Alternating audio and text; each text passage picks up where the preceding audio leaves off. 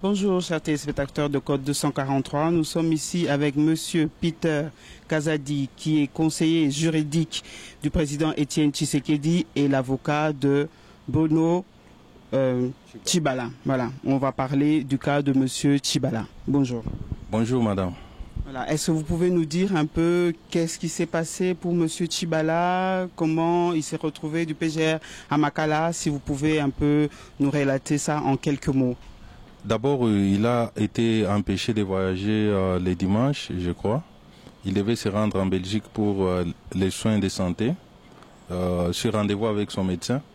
Fort curieusement, lorsqu'il s'est retrouvé dans les installations de la RVA pour prendre son avion afin de se rendre en Belgique, il a été interpellé par les agents de l'immigration qui lui ont fait savoir qu'il lui a été interdit de quitter les territoires nationaux.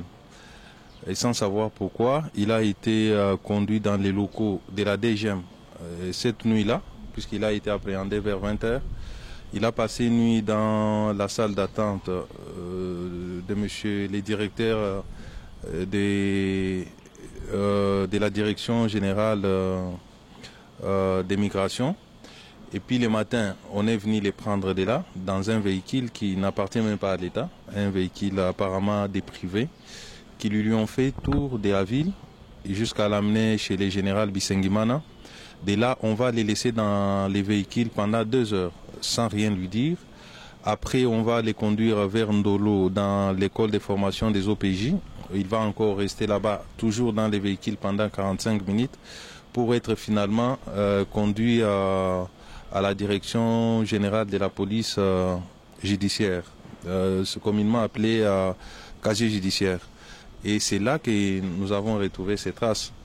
Et le même jour, on a tenté de l'auditionner, faute des documents qui pouvaient conduire à l'ouverture d'un dossier judiciaire à sa charge. Il avait refusé de répondre à toutes les questions des inspecteurs judiciaires sur place.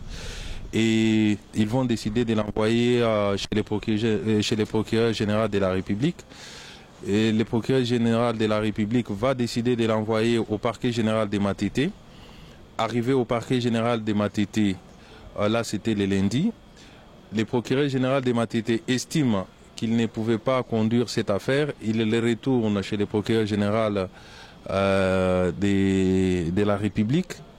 Et il passera nuit au casier judiciaire. Hier mardi, il a été transféré de nouveau au parquet général de Matete.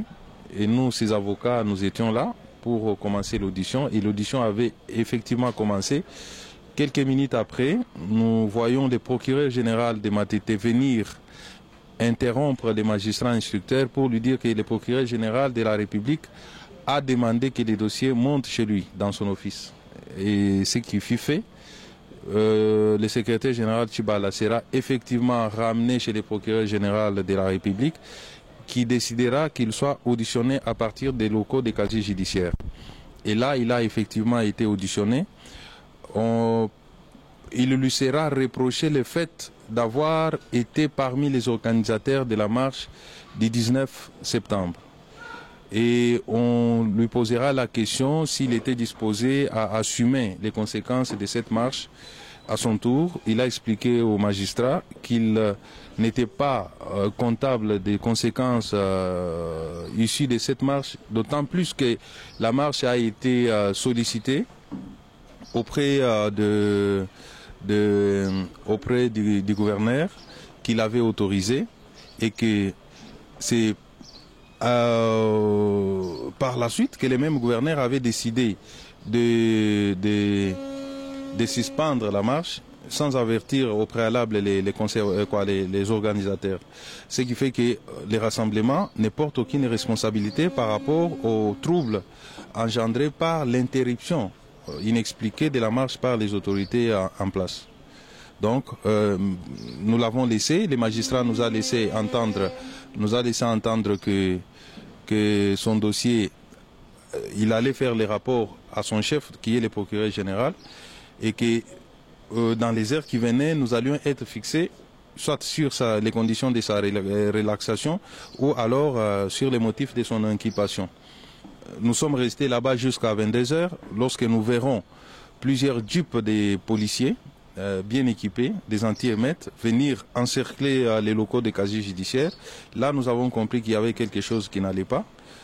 Nous avons quitté les lieux, mais aujourd'hui à 3 h du matin, donc aujourd'hui mercredi à 3 h du matin, le secrétaire général de Tchibala m'informait qu'il était en train d'être conduit à la prison de Makala. C'est là qu'il se trouve pour l'instant, sans qu'il ne soit notifié officiellement des griefs qui lui sont faits.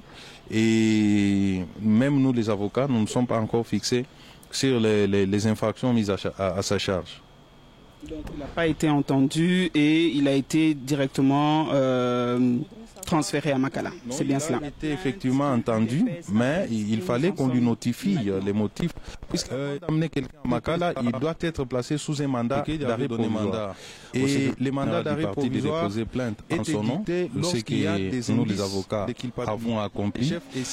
Il s'est fait malheureusement que la plainte déposée au parquet général de la République au vu des personnes mises en cause.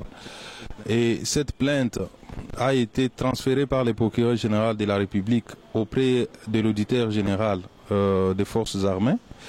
Et à notre grande surprise, ce dernier, donc l'auditeur général, a renvoyé le dossier arguant qu'il n'avait pas compétence d'examiner les faits. Et là, nous attendons dans un cas de justice congolaise sur des procédures d'instruction. Une certaine partialité de la justice congolaise qui sont reprochés aujourd'hui au secrétaire général Bruno Tchibala sont les mêmes faits, donc ce sont les faits liés aux faits dénoncés par l'IDPS dans sa plainte. Pour Bruno Tchibala, ou en tout cas pour l'opposition, le procureur général de la République se montre très diligent pour arrêter les membres de l'opposition. Lorsque l'opposition dépose aussi sa plainte contre les membres du pouvoir qui ont manifestement une responsabilité dans la répression du 19, 20 et 21, le procureur général ne fait rien, l'auditeur général des forces armées ne fait rien.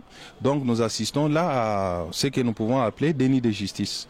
Et l'IDPS n'entend pas baisser les bras. Nous attendons cette fois-ci saisir les instances internationales, étant donné que la justice interne a montré ses limites et l'a failli. Donc nous avons maintenant les yeux tournés vers les instances internationales et nous, en tant qu'avocats du parti, nous sommes en train d'examiner les voies et moyens pour déposer en bonne et due forme une plainte devant les instances internationales qui doivent se saisir des faits graves que nous avons dénoncés dans notre plainte, mais qui ne sont pas instruits jusque-là. Merci beaucoup, Maître Kazadi. C'est moi qui vous remercie, madame.